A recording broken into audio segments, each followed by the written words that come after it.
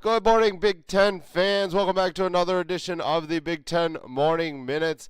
It is January 18th, 2019. I'm your host, Michael Chen. You can give me a follow on Twitter at MFC2123. We'll get right into what's happening going on in the Big Ten. Not a lot of action yesterday as it was a fairly quiet day, but there's still some movement going on within the conference. Maryland's Mike Locksley looks to continue to round out his coaching staff, but he's having issues as one of the coaches who told him that they were going to join him up in College Park has instead decided to stay with his original school, as Charles Kelly will keep coaching at Tennessee instead of coming up with Mike Locksley, as Locksley has had some issues going on in Maryland trying to round out his staff. I think he's going to find that it's a little bit harder to get things done at Maryland than it is at Alabama. I think that that's a general consensus typically when you leave one of the top programs in the nation, top 2-3 programs in the nation, and you go to a middle-of-the-pack Big Ten school. I think there's going to be an adjustment period, and I think Locksley's already seeing it already, trying to get his coaching staff in order. So remains to be seen which way he goes, but we'll obviously keep you updated on which coach he ends up hiring and what it looks like going forward for the Terrapins. Michigan has officially signed defensive line coach Sean Nua from Arizona State. Again, we mentioned this a few days ago. This is a really good sign for Michigan, and I think that Nua is going to do a really good job there, as Jim Harbaugh, I think he has done a very good job of filling the holes in his staff.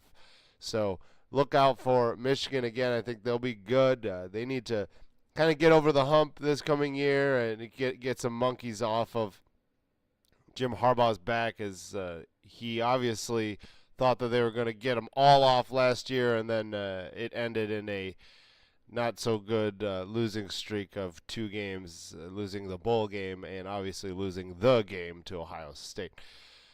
Purdue, Wisconsin, Iowa, Michigan State all placed players in ESPN's Way Too Early All-American team, as Wisconsin had Jonathan Taylor and Tyler Battis. Iowa has defensive lineman A.J. Ipensa, Michigan State Joe Blatchy, and Purdue Rondale Moore. So a good representation of the Big Ten there. Obviously, it is really, really early for an All-American team, so we'll see how those players end up performing this coming season. But good start for the Big Ten, as they are well represented on that list made up by ESPN. Penn State, unfortunately, is going to lose another transfer, and this time it's going to be Brandon Polk. He is going to be a graduate transfer. So he played his 4 years, and obviously he's leaving to greener pastures for one season to get his draft stock up as high as possible. It is a little concerning to me if I was a Penn State fan, or just kind of looking over there in general. They've had 11 transfers this season. That's an absorbent number. I know James Franklin most likely had asked some of the seniors to leave due to the fact that he's going to get some incoming freshmen in. They've got a really good class coming in as well. But again, 11 transfers, that's a lot. And for a coach staying and not a lot of movement within the program, that might be a little bit concerning going forward. So that's something that everyone will keep an eye on going forward. Alabama is looking to go into the Big Ten and take one of their coaches, as they're looking at Wisconsin and inside linebackers coach Bob Bostad. He previously coached the offensive line for Wisconsin from 2006, 2011. So although he's an inside linebackers coach right now, he definitely has some knowledge on the offensive line. A very good success while he was the line coach at Wisconsin.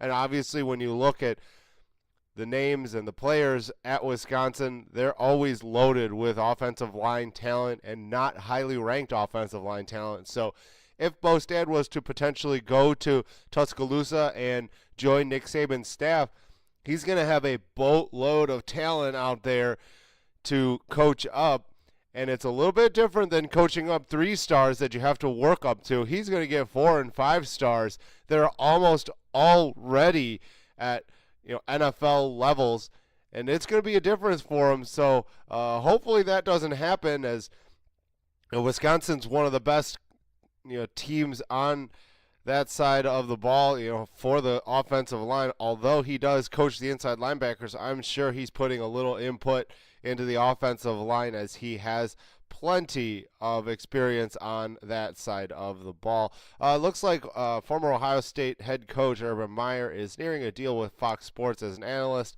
I don't think this at all is a surprise. Urban Meyer is a workaholic.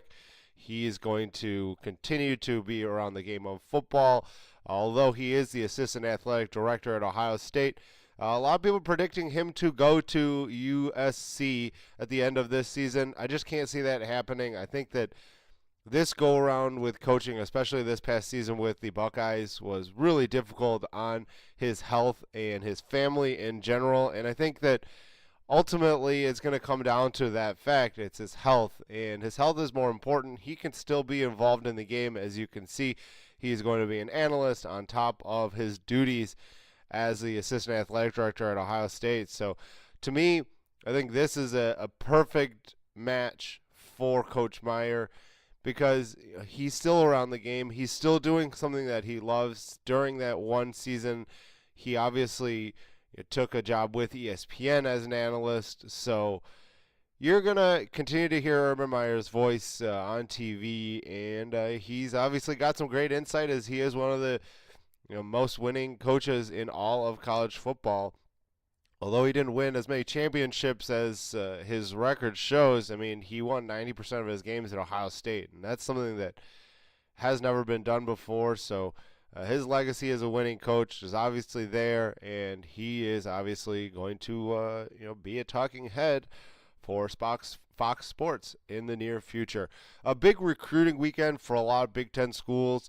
We will end up seeing what actually happens, whether there are commitments, whether they are just sayings that they are at the top or whatnot, releasing top fives, top lists. So we'll fill you in on all of that, and then there's also one final all-star game for the high school players as the Polynesian Bowl will commence this weekend. I'll give you updates, all that on Monday. But that's going to be it for today's episode of the Big Ten Morning Minutes.